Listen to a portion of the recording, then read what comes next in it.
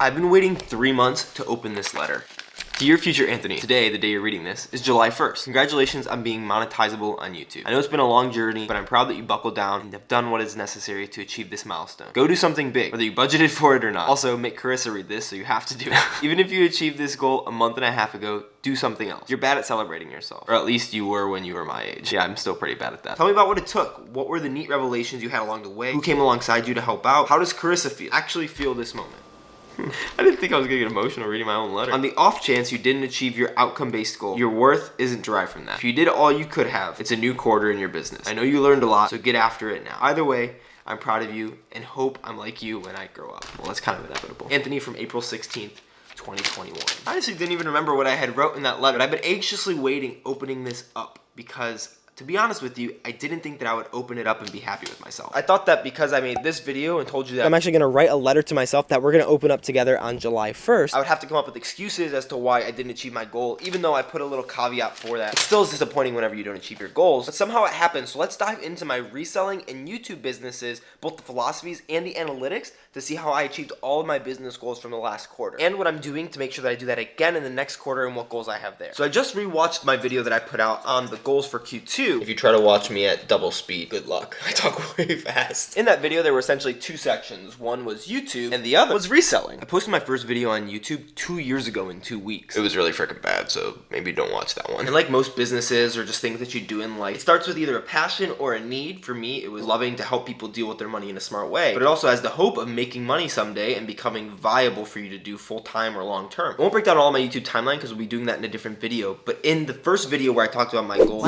is by the end of this quarter, I am able to be monetized on YouTube. So that means July 1st, I have more than 1,000 subscribers and 4,000 hours of watch time on YouTube. I talked in terms of being monetizable rather than monetized because I only want to set goals for things that I can control. And the YouTube Partner Program says that it can take up to 30 days for them to approve your application to get monetized on YouTube. So I just wanted to make sure that I had done my part, which was reaching that 1,000 subscribers, 4,000 hours of watch time by the end of the quarter. But that was a really daunting proposition because up until this point, I had been on YouTube for over a year and a half. Right now, I'm at just about 1,100 hours of watch time and 373 subscribers. However, it was trending up a little bit because on March 31st, I only had 338 subscribers, so already 17 days later, I had gained an additional 35. But 2 subscribers a day over the next 73 days wasn't really gonna cut it to get to 1,000. And I knew that, and so I talked about the difference between output-based goals and outcome-based goals. The outcome was to be monetizable, the output was what I was gonna be able to do to get there. So I had 2 stages of my output-based goal. The first one was over the next 45 days at a minimum, so half of a quarter, because that's a pretty good sample size of time, is to put out a video every single day. If you've been on YouTube a lot, you probably know that YouTube has shorts, which are under 60-second vertical kind of videos to compete with TikTok. And late last year and the beginning of this year, a lot of people were using them to grow pretty fast because YouTube was promoting them. So I was gonna do 2 long form videos like this one and 5 shorts every single day for those first 45 days. Like I talked about in my first video, my goal with that wasn't just to grow subscribers. I thought it could do that, but more so, I wanted to build my skills. I wanted to build the skills of editing very quickly, but I also wanted to build the skills of engaging with an audience. And then my plan was that after those 45 days, I would reevaluate to see if I should continue doing videos every day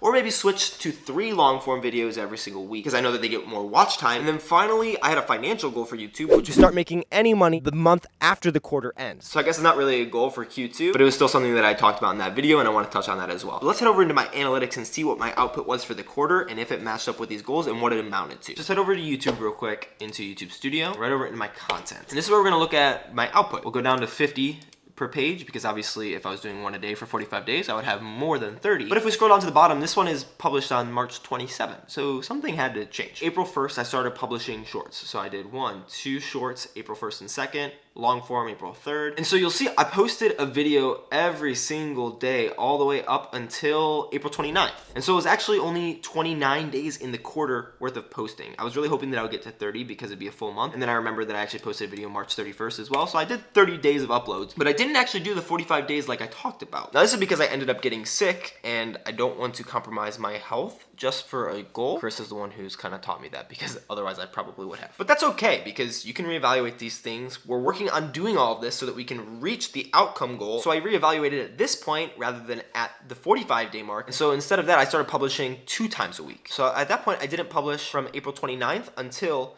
May 5th. And then I published 2 videos a week, my 5th and 8th 13th, 17th, 7 videos in May, which is kind of only 1.5 videos a week because of how they were spaced out. But as we can see on my analytic chart, our views are starting to trend up. It was definitely really slow. We started 60 views a day, then we got over 100, and we kind of stayed over 100. And then at the end of the month, we popped up to 400 or 500 views. And the most that I'd ever gotten before this point was one day that was 595 views, and that's because I posted a video about the stimulus checks back in May of last year. And so that wasn't really sustainable, which is something that we'll talk about later. And so we kind of stayed at this point, and then coming into June, I reevaluated again. And because I was getting closer to being monetizable, I really wanted to push it through the end of the quarter and make sure that we hit our goal. And so I started posting 3 videos a week. June 1st, 4th, and 7th, 9th, 11th, 14th, 16th, 21st, 23rd, 26th, 28th, and now 30th. So I think there was one week where I only did 2 videos, and then I've done 3 videos otherwise. But because I focused so much on that output, this is actually what happened with my outcome. Let's quickly though, for reference, look at the quarter before this one. So over the first quarter, the channel got a total of 5.7 thousand views, 334 hours of watch time, and 70 subscribers. I was posting probably on average pretty much exactly 1 video per week, 12 videos. But doing those shorts helped me not only to see that I could create content around reselling because people were interested in it. Granted, as well, one of the first videos that I posted going into the new quarter was this video on reselling, my very first reselling vlog. And that video in the first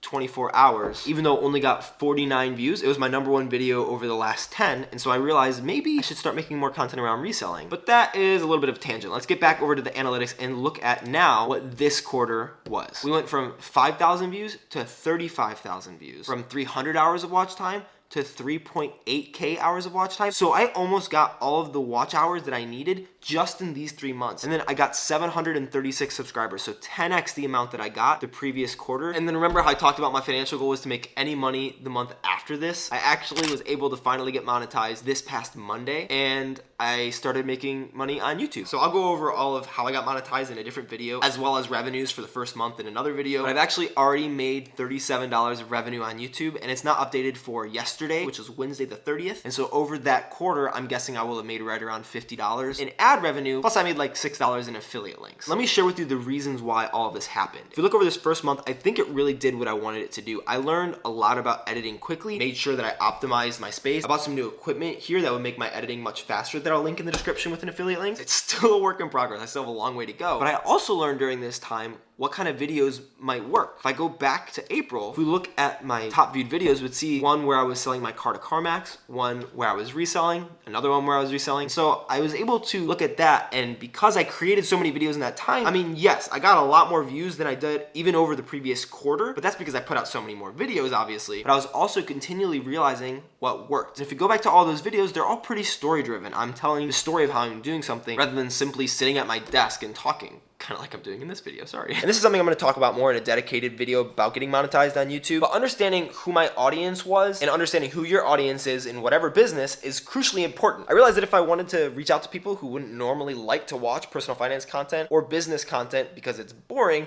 I should make it more interesting. And I started thinking about people in my life who could benefit from this type of content, but they would never watch it because it's boring. Who would want to just listen to some white guy sitting at his desk talking about money? And so I started doing so many more videos that are more vlog style. Even just walking around my apartment makes it so much more interesting, and we're interacting more as friends than we are me just sitting behind a desk giving you information. And so realizing that, I moved forward over the next 2 months and created more content in that way, where we were going out and doing things together. Even if I was simply talking about helping my friend with credit or getting credit cards or Roth IRAs or investing, I try to make those videos more vlog style because it's just more entertaining, and it can be really boring just to talk about all this boring stuff, unless you're a super nerd like me. So I think the key takeaways from that are to actually look at whatever business you're in and understand what the analytics mean. Think on more of a personal level than just what the numbers are saying in whatever business it is, because there are always people behind the numbers, even if you're just selling on Amazon or eBay. So we'll get into reselling goals in a second, but I'm also gonna let you know my goals moving into the next quarter and what I'm planning on doing with all this information that I have now. I might make another video like this if this one does well or someone says that they want it, but otherwise there might not be much of a need to. So my goal moving forward is to gain another 1,500 subscribers. So just to be at 2,500 subscribers, since I'm at 1,077 right now. And then I also wanna reach 50,000 16,000 monthly views by the last month of the quarter. This last month in June, I was at 16,400, and so I need to triple that by the end of the quarter. And like I said, I would get back to, I want this to be on steady traffic, not like one video that pops off because it's topical. I want it to be videos that are evergreen, that people can continually come back to. To do that, my output is gonna be at least 2 videos a week. I would prefer to do 3, but I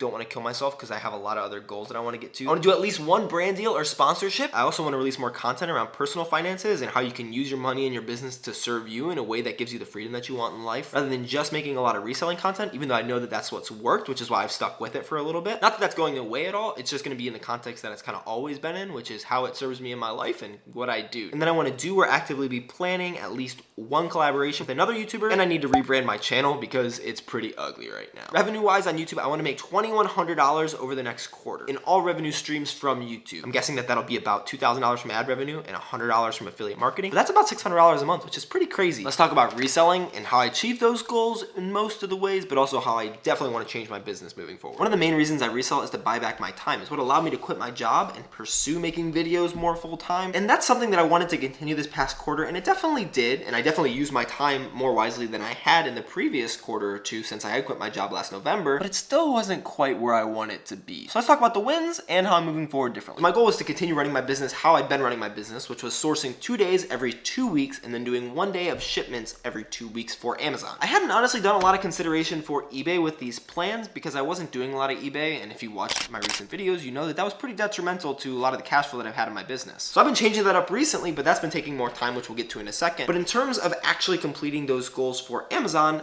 I pretty much did if you extract that time out from the other work that I multitasked with it. Now that I'm shooting videos on a lot of my reselling stuff, it has multiplied that time pretty significantly. Probably close to doubling how long it takes me to do pretty much anything. But I definitely think that that's worth it because I really enjoy making that content. I know that you guys enjoy it, and it's already starting to make me some money. And so I know that as those videos get more views, they might eventually make more money than the amount of the shipment that I sent into Amazon. So I'm definitely gonna continue to do that. It just has changed things up a bit. So I think that I did do 2 days of sourcing, 1 day of shipping for just Amazon, but that time was spread out so much more than it used to be that it wasn't just 2 days worth of work in 2 days. It was maybe 2 days worth of sourcing over 3 or 4 days, but more often than not, it was 1 day of a shipment over like a week, which really sucked because inventory was just strewn all about my house. We couldn't use that couch a lot of the time. That was really frustrating for Carissa. A lot of this area is still being monopolized by eBay inventory and Amazon stuff, but we'll get to how we'll change that. I'm grateful that we have a 2-income household, and even though neither of us make a lot of money, we're able to make as much as we need to live and live life mostly on our own terms. And that's all I've asked reselling to do for me, and luckily over this past quarter, it has worked out that way. We've been able to survive, build up some money in our retained earnings account to put towards our van, and I still have a little bit excess operating money in that business, which is all that I've wanted. But as you know, if you sell on Amazon, if you get ungated in items, normally you're gonna be able to spend a lot more money on your reselling sourcing trips because there's just more inventory that you're able to buy. Luckily, it's been the case for me pretty recently, but my sourcing has felt very sporadic as I've tried to do it interspersed with filming and shooting other YouTube videos and things like that. So I honestly don't know if I hit my goal of spending $2,000 every 2 weeks. So let's go see. So over the quarter, there should have been 6 2-week periods. So that would mean that we would need to have spent $12,000 on inventory. Now the difference with these goals and what I'm doing now is that before I was including all eBay and Amazon spent together. Now I'm separating those, but I think that's a more sustainable way for me to manage my cash flow with that. So we're gonna head just into QuickBooks, which is what I use to do all my accounting, and see how much we spent on inventory. Okay, so we got inventory for resale and then refunds. Oh, we did it! Wow. $12,626.34 that we spent on inventory. That'll do. Something interesting though is if we actually look at my Amazon sales, they're pretty down. I'm gonna be making a video all about Amazon sales and stuff, so I'm gonna be blurring out totals. I'm just gonna show you the bars, not because I don't wanna share it. I'm gonna make that video first and then I'll share it. So if we look at everything, actually it's pretty steady. It's probably about the same on average as the previous quarter. Not as high as Q4 of last year because it's freaking Q4. Obviously, it's going to be super high. For eBay, though, it's a different story, actually. It was really bad until I changed everything. Last 90 days, this is where we're at. I'm doing auctions now, so these are like dates that our auctions are ending. Pretty much nothing until after I changed my business model, and now our total sales is $3,700. If we go back to the first quarter, it was all right. It was $1,573, but eBay actually doubled, which is pretty sweet. Went the wrong way there. So overall, with eBay, sales are probably higher than they were the previous quarter, which is actually really cool because I thought that they were lower. They felt a lot lower, especially because I haven't had a shipment that's that's gotten into Amazon and started selling in weeks now. And that's just an encouragement to you, is just make your business work for you. You don't have to make the most money in the world. If you want to, that's great, go for it. But no one says that you have to. Just do what's gonna serve you the best. And for me, that's to maintain this so that maybe I can scale this if it doesn't take a lot more of my time, but I'd rather have my time available to me because this is way more fun to me than reselling and sending in shipments to Amazon and dealing with all of that BS. But here's how I'm gonna change things this quarter. I feel very official with my goals. We're actually gonna have some revenue goals for Amazon. First off, I wanna become Amazon inventory debt free. I haven't gone over exactly how I pay for all my inventory, the financials of that, but that video is coming out sometime this quarter. I've honestly just been a little bit intimidated by making a lot of these bigger videos, like how I quit my job and how I pay for all my Amazon stuff and revealing all my numbers and everything, because they're pretty big videos. I just don't want to make them hastily, so I end up not making them at all. That's not a good thing. My next goal is to make $6,000 in gross profit on Amazon. So that means that's what's coming back to me after I pay off all of my inventory, after Amazon takes their cut,